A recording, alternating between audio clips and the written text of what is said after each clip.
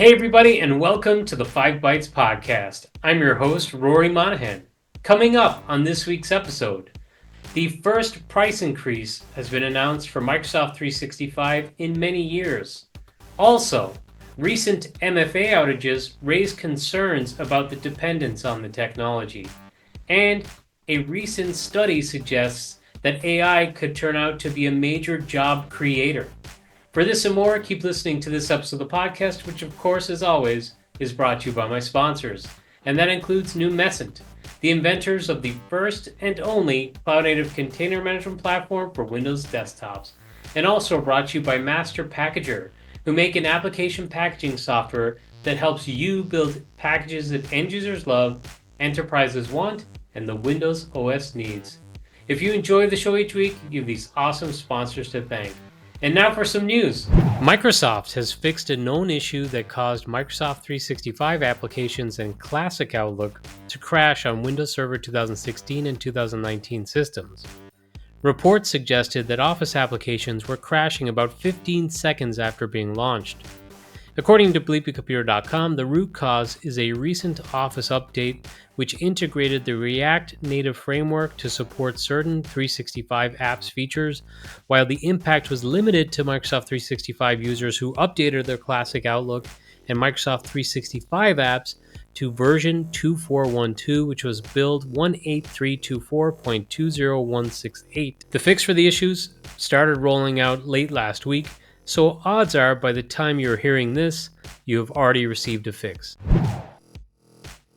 Gamers rejoice! The block preventing an upgrade to Windows 11 24H2 that was placed on those who have Assassin's Creed Valhalla and Assassin's Creed Origins has now been removed as Ubisoft released patches to address the instability issues. Now, personally, I would not advise a friend to update to Windows 11 24H2 just yet based off my own experience so far, but hey, some of us have to discover the bugs. Well, I would not recommend 24H2 to a friend like I just said, and I also would not recommend lingering on dated versions of Windows 11 either. bleepycomputer.com has reported that Microsoft has started to force upgrade compatible devices running Windows 11 22H2 and 23H2 to 24H2. It has been reported that it is possible for you to pause the upgrade process for yourself, and of course, this only will apply to compatible devices because if you have listened to the podcast regularly, you will be aware there's a litany of compatibility issues with this particular version. So, if you are not being offered it and you're on those older operating systems, chances are you're not being offered it because there's something on your device that means it's not compatible. bleepycomputer.com also reported this week that right before leaving office, US President Joe Biden signed an executive order making it easier to sanction hacking groups targeting federal agencies and the US's infrastructure. Biden's executive order addressed some major cybersecurity issues, including improving cybersecurity against cyber attacks that disrupt the delivery of critical services, improving security and integrity of software used by the federal government, improving cybersecurity across federal systems by adopting proven security practices from industry, securing federal government communications against adversarial nations and criminals, accepting digital identity documents to combat cybercrime and fraud, promoting security with and in artificial intelligence, and aligning federal agencies' investments and priorities to improve security controls.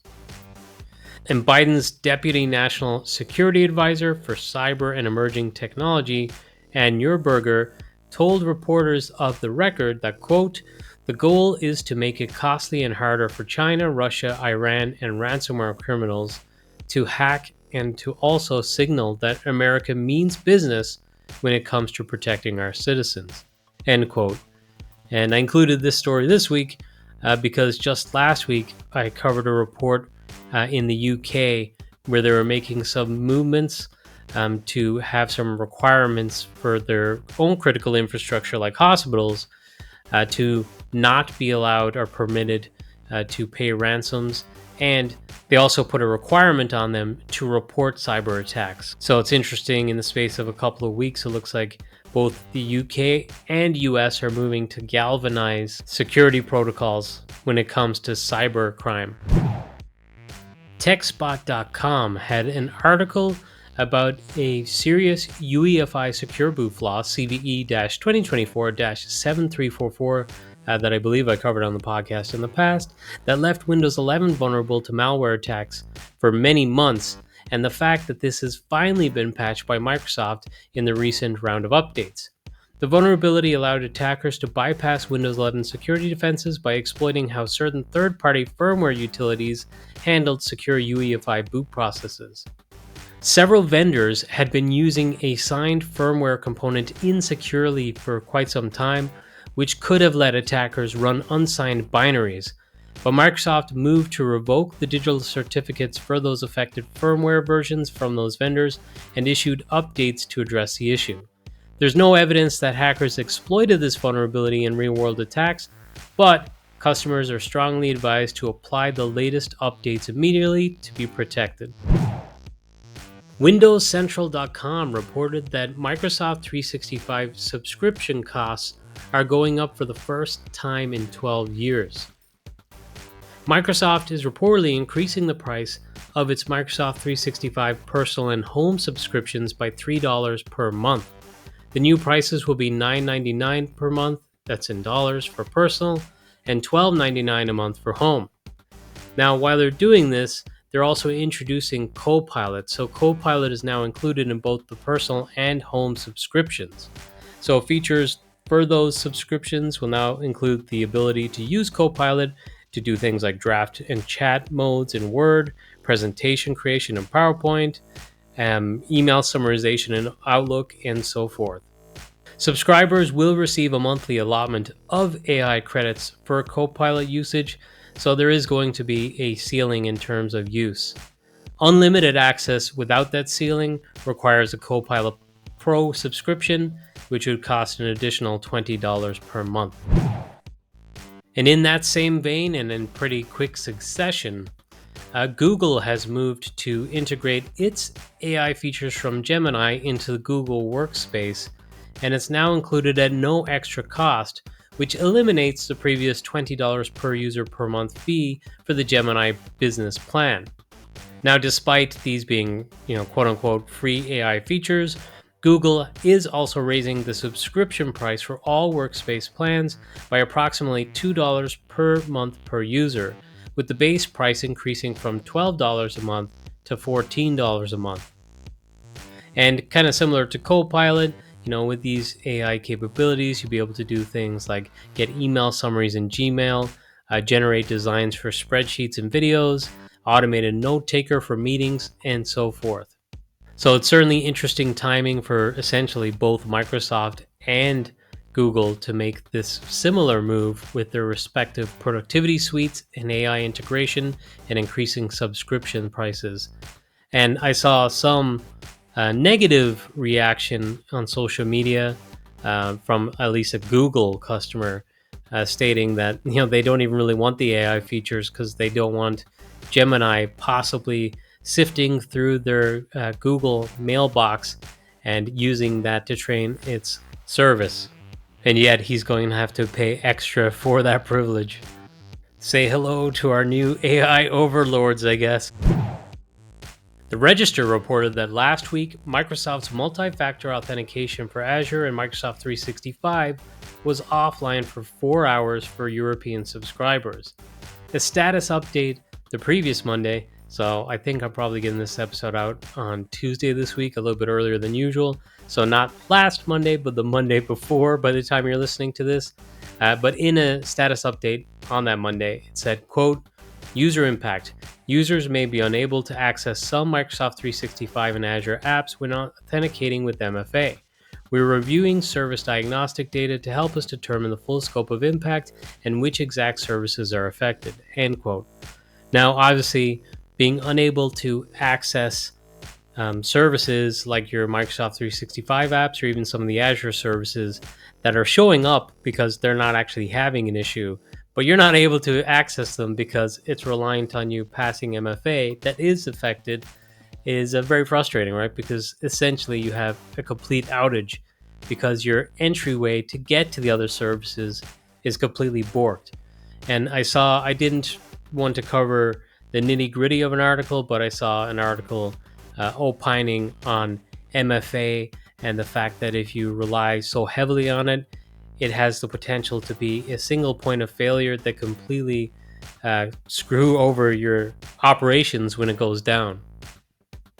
And I believe that's something I've kind of mulled over on a previous episode of the podcast, because when I worked in a certain environment, our MFA went down and brought down our entire remote access solution, essentially because people couldn't access it. So yeah, I mean, with great power comes great responsibility, I guess. I mean, MFA certainly is a good thing, but when it goes down, it has a very detrimental effect. The World Economic Forum released its Future of Jobs Report 2025, with CNN highlighting the finding that 40% of companies plan workforce reductions due to AI automation.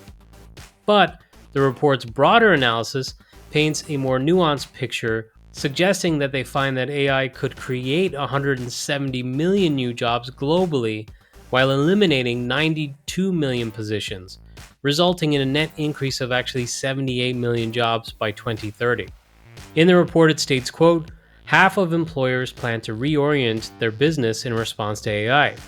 2/3 plan to hire talent with specific AI skills, while 40% anticipate reducing their workforce where AI can automate tasks, end quote.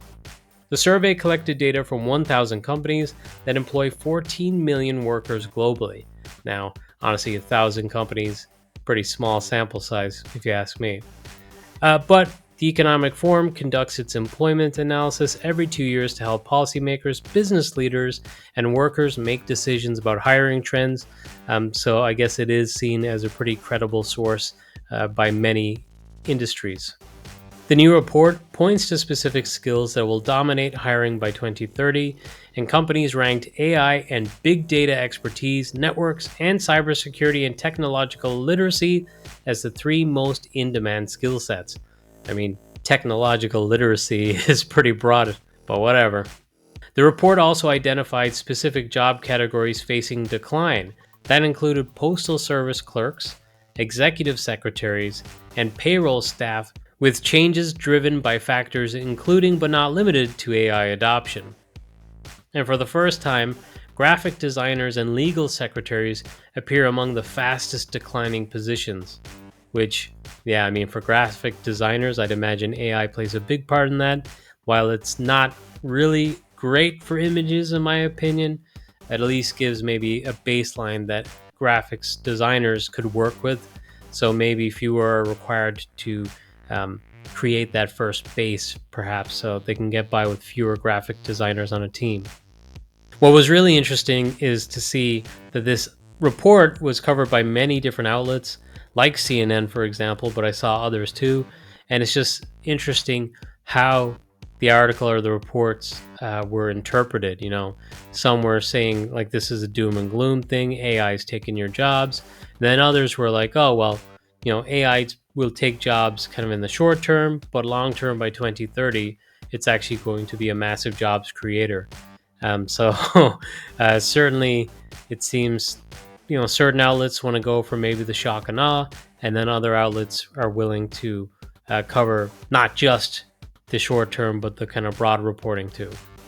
But now, this episode's scripts, tricks, and tips.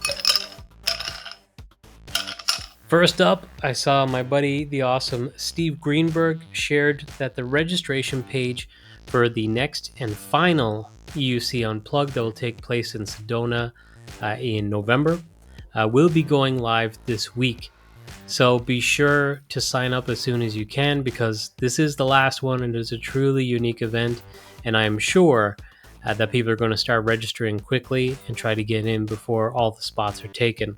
I want to keep it short this week. So my last tip, and really I'm a few weeks premature, I'll probably mention it again in 3 or 4 weeks, is the fact that I will be doing a webinar with the great Jim Moyle. And I've never actually presented with Jim before, so I'm really excited about it, because Jim is just like one of the rock stars of the community. You know, I've covered some of his works on this very podcast in the past. His YouTube channel, for example, is awesome.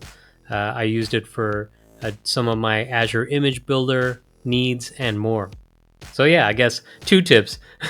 Check out Jim's YouTube channel because there's a lot of great tech content and how-tos. And also be sure to register for our webinar where we'll be going over App Attach. So if you're not familiar with App Attach, Microsoft used to have something called MSIX App Attach, but MSIX is no longer a requirement. It actually supports multiple different types of packages, and it integrates with several different solutions, including Numescent. So I'm going to be there on a webinar with Jim representing Numescent, and we'll be talking about App Attach and App Attach integration and more. So be sure to sign up, and I'll share a link for that registration, as I do with everything that I talk about on every episode of the podcast. And you can find it over at 5bytespodcast.com. And this is with episode 370. Well, that's it for this episode. Thank you so much for listening.